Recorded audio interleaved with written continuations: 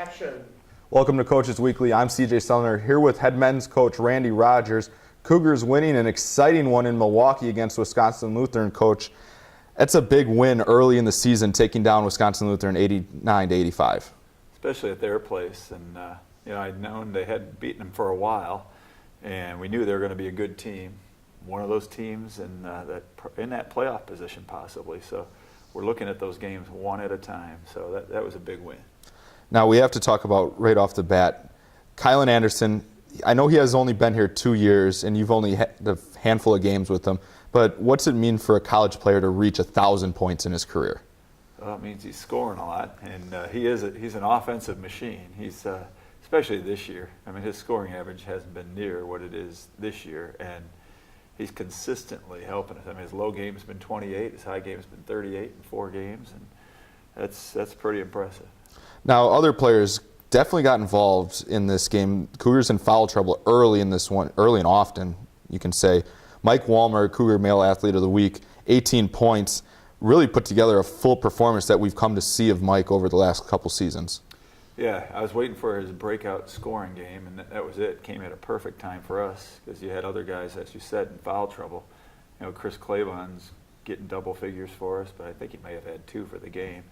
People had to step up, and I think Mike and Justin Saar really stepped up for us. Yeah, continue to talk about Justin. He had 11 points on 5 of 6 shooting, but really his defensive play was almost impeccable. Yeah, he's putting a lot of pressure on their guards, and he really went after it. And I think one of the keys for him, he hit our first bucket, and that got us going, and that was his first 3 of the year, and first of many I think it's to come.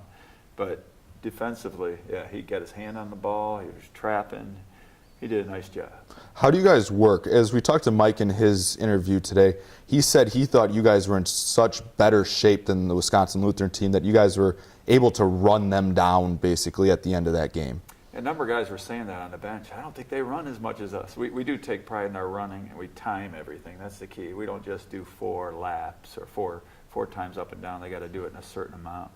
So I think that makes them go harder, and we've been timing them in the mile, and we'll continue to do that through the season. I think a lot of teams take off, they just do the preseason conditioning, but we're going to continue it throughout the year. It was a game of runs and a back-and-forth contest that you guys had with Wisconsin Lutheran. Your kids really have grabbed on. Last year we had some games that those kind of it eventually just fall away, but on Saturday they really fought, and there was a couple timeouts, and you saw the whole bench into it. Players excited and knowing that this was their game and they weren't going to let it go. That's one thing they have come to believe in, is that we need to finish games. A number of them were in games where they didn't finish. We talk about that in practice all the time, that you need to finish. Every game is a game of runs, but you need to have that run at the end of the game where you're on top. And you guys showed a lot of depth in that game. You guys didn't have you don't have a large bench, but with the players in foul trouble and 3 guys fouling out, everybody kind of came in and just the next man up, and they played well. Yeah, and it may be just 5 minutes at a time. Like Jeremiah Williams, I think, played 5 or 6 minutes. He got a key steal for us. You look at people like that just come in for spot play, and they come in with a great attitude, and they work hard, and then they could spell somebody else who's either tired or in foul trouble. And we got a couple guys coming back from injury. Justin Mack, Israel Dozie will be back in the next couple of weeks, so we'll get deeper there. Now you guys are heading into a very busy schedule the week after finals here. Tomorrow, we'll start with tomorrow against Lakeland, a very tough opponent. They took down Concordia, Wisconsin earlier. They've played Aurora tough once and lost to them big once. What do you guys have to do to build on this winning streak and kind of really assert yourself in the conference? I think we have to do what we did last game, is kind of extend the game, make it a full court game. Lakeland's got a couple of big guys that are tough inside. Could we wear them down? That's going to be the question. So that'll be a key, and then knocking down our shots and using our bench. Yeah. Now you're heading into a road trip also this week.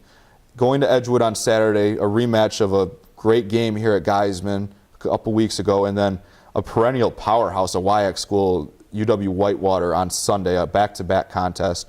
What do you guys have to do to be ready on the road for a back-to-back, to keep your legs into it, to be able to be in the condition to run with both Edgewood and Whitewater? Well, we know Edgewood's going to be a tough game. First of all, Lakeland's going to be a tough game. We got a couple days in between. Then we go to Edgewood, and they'll be after us after we beat them on our court. They had a nice win at Dominican too. So, that it's going to mean a lot to them, and they'll be ready for our full court pressure. So that's going to be tough. And I know we're going to probably go down to the wire. And then we go to Whitewater the next day. So we're staying the night there. We're going to do a little team bonding. And Whitewater is going to be very tough at their place. And it's going to be a great opportunity to see one of the best in the country. Now, they had a tough game with Beloit in overtime this week that they won. So, maybe we can do something there. That'd be something back to back. Now, you talk about that team bonding. We've kind of started to watch this team as they've developed so far. Since you've came in, they're very close compared to other teams that we've seen. These guys are all running out there. Somebody's yelling something at somebody at all times, whether it's positive or get yourself going kind of attitude. Well, we've got some good local vocal leaders. The vocal leaders like Mitch Policier, who is a freshman, but man, he just takes over. He fights. He works. LaRon Wade has been a great vocal leader.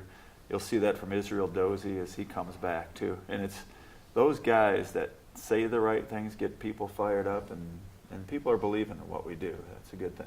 And I feel like there's not really this division of classes, oh, you're a freshman, oh, you're a senior. I feel that they're getting to the point they're comfortable enough that anybody can speak up at any time because they have that trust in each other. Yeah, and that's one thing that I try to do as a coach is I give them a lot of autonomy. I tell them that you guys got to be coaches on the floor. Like CIT is going to be noisy.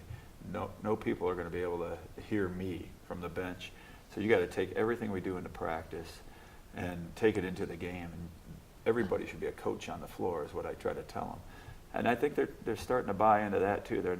I don't want them looking at the bench and saying, hey, what should we run, coach? They should know we do this in practice all the time. And I know you're a person that, the old cliche, take one game at a time, but how do you keep these boys focused to look at one game at a time and not start looking at standings or where you're sitting in a race that's going to come down to the wire for everybody in the conference this year? Yeah, they all know it's 20 games, and they say that the one game at a time is something I model. I don't look at other teams' films before that. I look at their latest films, and I don't look at a lot. I look at us more than the other teams. So when we look at one game at a time, I'm still studying Lakeland right now. We play them tomorrow, and I don't want to get these teams mixed up. I don't want to look ahead, and I think they understand that too. I'd like to thank you for coming in, Coach. Cougars have won 2 in a row. They're 2-1 in the conference. Coach doesn't want to look ahead, but hopefully we're looking ahead to this winning streak extending the next 3 games next week, Monday, when we talk. Thank you for watching Coaches Weekly. I'm CJ Selner.